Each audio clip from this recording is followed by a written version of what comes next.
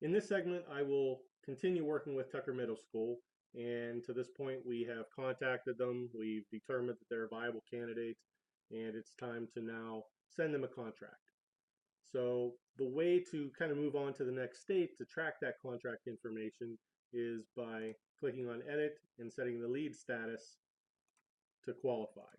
So we've now kind of determined that they are qualified to become an account, assuming they accept the contract.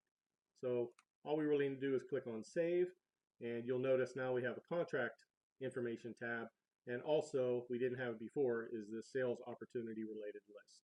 So this actually allows you to start playing around with different product configurations for that lead.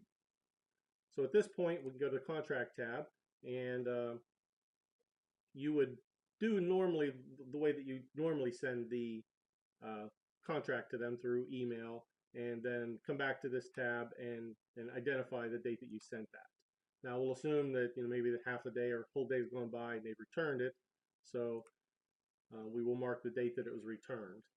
Now when they return it, they're either going to accept it or accept it with some changes or modifications. So if they do need changes and they don't accept it as is, then you'll click on the revision request box. Now, what all of this is used for is Denise, the contract manager, she is also going to be getting involved to do the final versions, get all the signatures, store all the information in Box.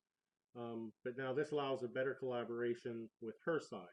As soon as we mark that lead as qualified, that will pop up on a special page that she has now with this release that allows her to manage all of the contract information for accounts and the leads. So that also leads us now to the special notes field and the contract notes. So the special note is if you've uh, been negotiating or doing any kind of talks with the lead and they have very special requirements for pricing or whatever, you can put those special notices in here.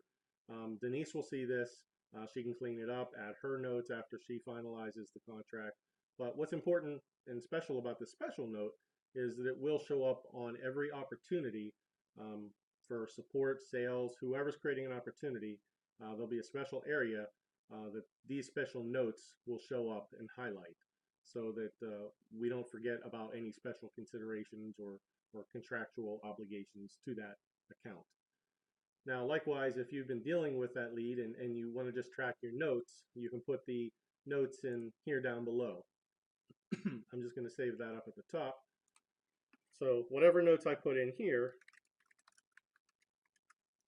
and just do add note, you'll see that it just automatically pops down. You can edit it or remove a note.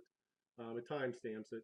Now Denise has access to any notes that you put in there. Likewise, if she starts working with the lead as well, she types in notes, you'll be able to see those. So it's a better way to collaborate and share that information and kind of keep it all in one spot for this lead.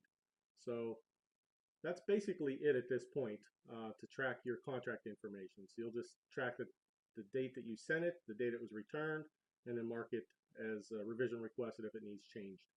These other fields are read-only to the sales side. You'll be able to see these get marked in whenever Denise starts working with that lead.